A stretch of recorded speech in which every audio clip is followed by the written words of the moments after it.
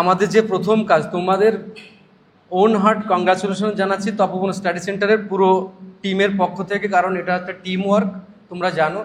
আর আমরা চেষ্টা করেছি আমাদের বেস্ট দিয়ে, তোমরা চেষ্টা করেছো তোমাদের সেরাটুকু দিয়ে। তোমাদের আর লেভেল ছিল না যে এরপরে তোমরা আর কিছু করতে পারবে, সবটুকু দিয়ে উজাড় করে করেছো তোমরা, আমি বিলিভ করি সেটা।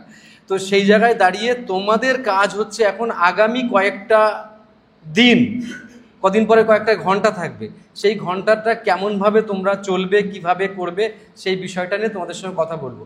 আর আমাদের এই যে লিস্টের মধ্যে দেখবে তোমাদের সবার নাম আছে এখানে, ঠিক আছে? এখানে নাম আছে, দেখবে এই লিস্ট আমরা একটা মোটামুটি করেছি। এখানে প্রায় 300 মতো লিস্ট রয়েছে এখানে। আর একদিনও আমাদের ডিভি হবে, সেই ডিভিতেও তোমরা যদি কেউ তার মাঝে আসতে চাও তো আসতে পারবে। আর আজকে এখানে একটা জিনিস আমাকে বলো তো, কেউ চান্স পাওনি, মানে ফাইনাল সিলেক্টেড হওনি, এমন কেউ আছো এখানে? যারা তোমরা এখানে বসে আছো সবাই ফাইনাল সিলেক্টেড তো? ইয়েস আর নো? ইয়েস আর নো? ইয়েস। তো কেউ একজনও উইদাউট সিলেক্টেড কেউ বসে নেই তো? আমি এনশিওর করতে চাই, কারণ আমি সেইভাবেই কথা বলবো তোমাদের সাথে।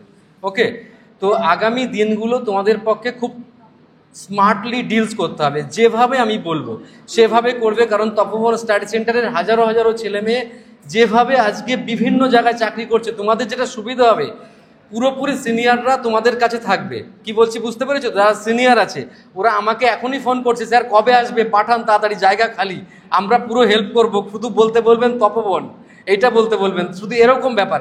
তো প্লিজ তোমরা ওখানে গিয়ে স্বীকার করবে যে আমি তপবন থেকে এসেছি, তাহলে দেখবে ওখানকার যে বস আছে সেও তোমাকে সাপোর্ট করবে।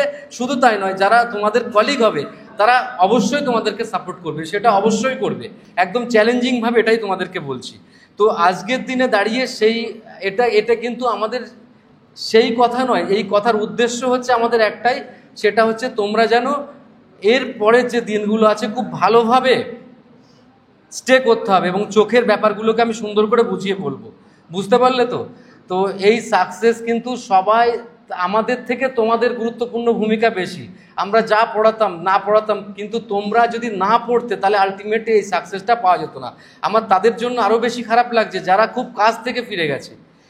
এবার আর একটা কথা বলি, যাদের খুব কাছ থেকে ফিরে গেছে তাদের দুঃখটা বোঝো একবার, কিন্তু সেই দুঃখটা আমরা বুঝতে পারছি, তারপরেও কিন্তু আমাদের সামনে যে স্টেজটা আছে সেই স্টেজ নিয়ে আমরা এখন থেকে মারাত্মকভাবে চর্চা শুরু করব, ঠিক আছে?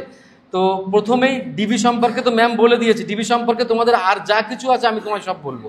আজকে মেডিকেল সম্পর্কে কি করতে হয়, এতকাল ধরে আমি কিভাবে আমার স্টুডেন্টকে ডিল করেছি, সেই টোটাল ব্যাপারটা কিন্তু আমি তোমাদের সঙ্গে আজকে বলবো, ঠিক আছে? প্লিজ তোমরা কিন্তু খুব মন দিয়ে শোনো, কারণ এই কটা দিন তোমার পক্ষে খুব ইম্পর্ট্যান্ট হতে চলেছে, বোঝা গেল? তাহলে আমি এক এক করে শুরু করব।